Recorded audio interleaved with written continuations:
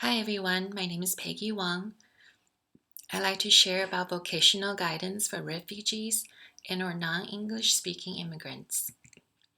According to the Pew Research studies, in 2015, there were 46.6 million people living in the United States who were born outside of this country. That's 4 times more than Germany, the next largest immigration destination. As you can see from the comparison that it has doubled the numbers of immigrants since 1990. But what is the difference between an immigrant and a refugee? The key difference, I believe, is that immigrants were pulled by the attractiveness of living in our country, while refugees were pushed from their homeland out of fear and persecution.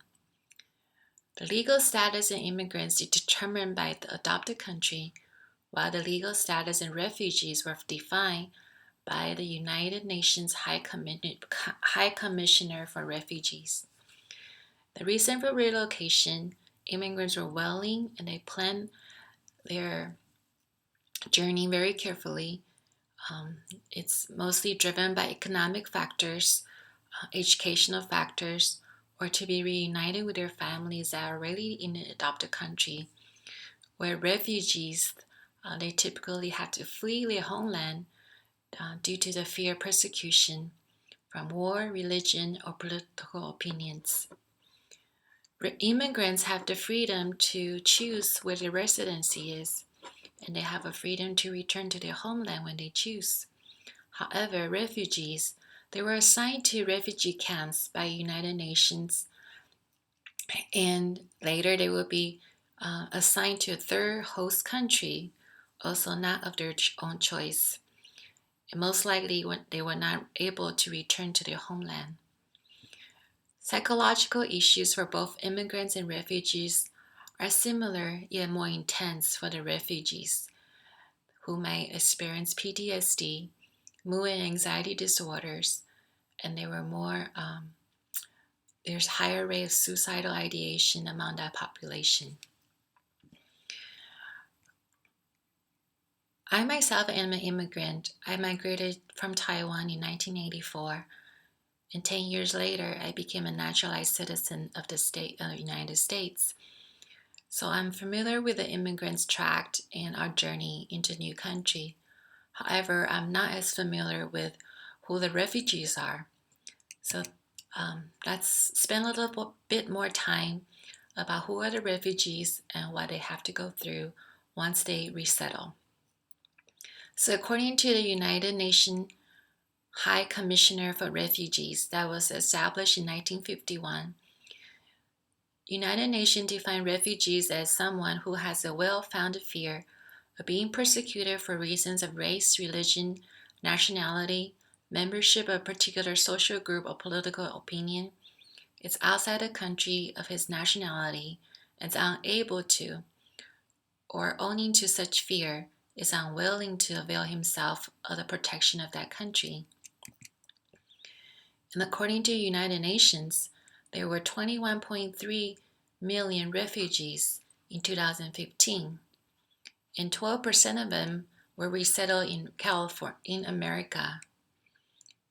And out of 54% of refugee populations, the top 3 countries are Syria, Afghanistan, and Somalia. In year 2015, there were about 70,000 refugees resettled in the United States. You can see that the top 5 were Burma, Iraq, Somalia, Congo, and Bhutan, with Syria increasing numbers in the number 7 position right now. But as the Civil War continues, we have seen a lot more in the news that a lot more refugees are being resettled in this country. Among the states, Texas helped resettle 11% of refugees, where California ranks 2, holding 8% of refugees in the nations. I live in California, so this is a particular interest to me. So I found that Some counties were, quote, refugee impacted counties, unquote, and they are Los Angeles ranking number 1, San Diego number 2, and Sacramento counties has the third highest refugee population. And according to the Refugee Processing Center 2015, California accepted nearly 260 Syrian refugees. That's 15% of the national total. And Sacramento taking in 52 Syrian refugees, and that's 20% of the state total. So what happens once refugees arrive in the United States? During the first 60 days, a VOLOG, which is a volunteer private agency, provides food, housing, clothing, employment, counseling, medical care, and other necessities. But within 6 months, refugees are expected to find a job. And after 1 year, they may apply for permanent residency or called the green card. And after 5 years, they may petition for citizenship. So as you can see, there's a lot of stress for a refugee to find gainful employment within 6 months. And some of vocational guidance goals for both refugee and immigrants are these 3 points. 1, to help them cope with loss, ambiguity, and unjust social political situations. The loss of pre-migration identity, high level of frustration, stress, depression they have to go through, particularly in the refugee population. PTSD, anxiety, suicidal ideation are some of the issues that the counselors miss to consider. Number 2, to help refugees and immigrants establish and strengthen factors helpful in career transition, identify their transferable skills, or this one author called it invisible competencies, and identify their barriers such as language, culture shock, barriers in their beliefs, values, worldviews, attitudes. And third, to increase their sense of self-efficacy and to empower them to dream again, to achieve goals, and have a positive attitude that may carry on through your daily lives. There were 2 research that I particularly like who has spent quite a bit of time to help refugees and immigrants in their career development. One person is Okasha, and she wrote that in 2007, this article about effective career counseling strategies. And the SUPER's lifespan life space theory was highlighted with focus on 3 stages of growth, exploration, and establishment. Grow because we could help the refugee and immigrant clients to develop realistic self-concept, to learn to relate to others in the host country, and to accept one's limitation.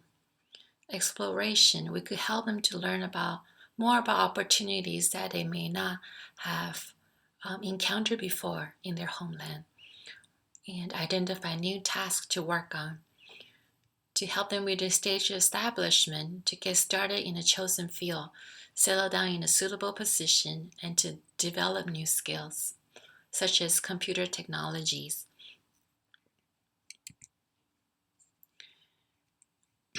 And Okasha also found that quantitative and informal assessments are very useful, such as car sorts, occupational trees, life and career rainbow.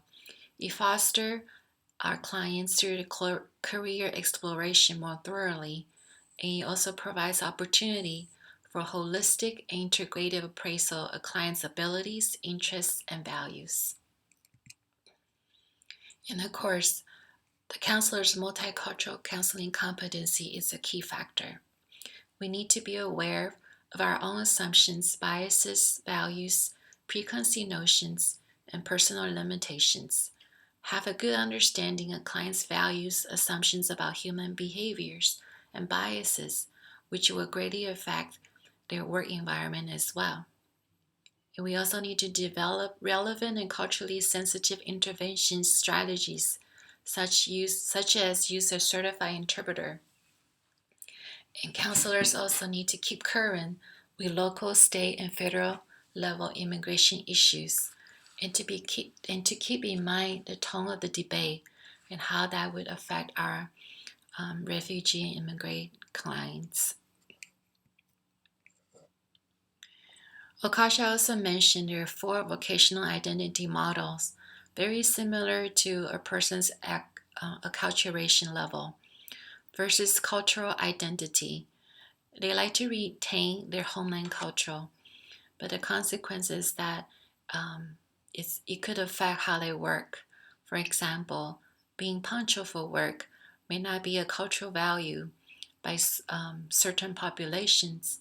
And as a counselor, we need to explain the consequence to our clients that in America, punctuality is highly valued, and how we need to help them to determine few methods that may help them in that area. Second type of identity model is a simulationist. They will completely adopt the host culture, and while doing so, they may sense the hostility from their own cultural group. Another one is partial assimilationist. They might attempt to do both, to have one to practice American identity at work and practice their traditional identity at home. The problems with this, you might come up to that they will not be able to maintain eye contact during interviews because of their cultural value of respecting authority and to avoid eye contacts. So, as a counselor, we could help them practice, have a mock interview, and explain why we need to maintain eye contacts in our cultural setting. And lastly, a client may also have a bicultural vocational identity. And again, this may create some frustrations in clients' identity clarification. So we also need to help them process through each of this identity model that they may face at work, and basically to really examine, assess their acculturation level, both at work and outside of the work. Another assessment model that I really enjoy is written by the government of Alberta, Canada. They have 4 levels of multicultural client assessment model. Level 1 focus on the cultural variables and the worldview of the clients. Again, it's very similar to the previous Okasha model. In this level, we focus on the individualistic or collective worldview of the client, which might influence their decision making. We would talk about time orientations. We would talk about their perceptions and human nature, family roles, gender roles, their relationship with one another, and whether they are rely more on themselves or on group decisions in making work decisions, and that may affect their work performance. Level 2 of this model talks about personal career issues, that we will help clients examine personal adjustments. We will allow them to talk about their migration narratives. What was their life like before they flee the homeland or before they leave their homeland for the immigrants? What was their life like for a refugee to be in a refugee camp, to wait years after years with uncertainty of their resettlement experience? And we could assess their stressors and also assess their level of acculturation. Level 3 of this assessment talks about employability. We help clients identify and understand some of the barriers, such as language proficiency, the concept of self-sufficiency, self-efficacy, recognition of prior learning. Again, it's important to really identify some of their transferable skills. And then we could also talk about some discriminations that they may have faced or perceived to face, and also their knowledge of the labor markets. And the last level of this multicultural client assessment is goal setting. To collaborate with client to set SMART goals, specific, measurable, attainable, realistic, and timely.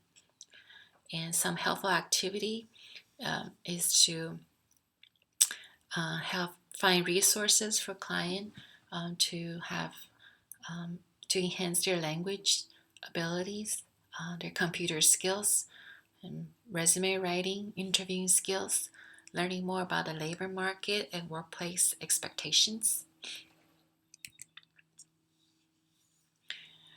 And once our clients do secure a job, it's important to continue our support and to advocate for them. Some of the problems they may face at work derive from their cultural shock, from their new occupational identity, from workplace norms or discriminations that they're unaware of.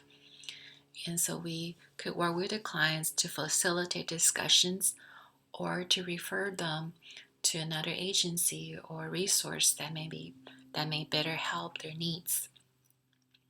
It's important to also implement some problem-solving techniques that is culturally sensitive and to explain some of our cultural norms, even like the workers' right, that's unheard of in many countries.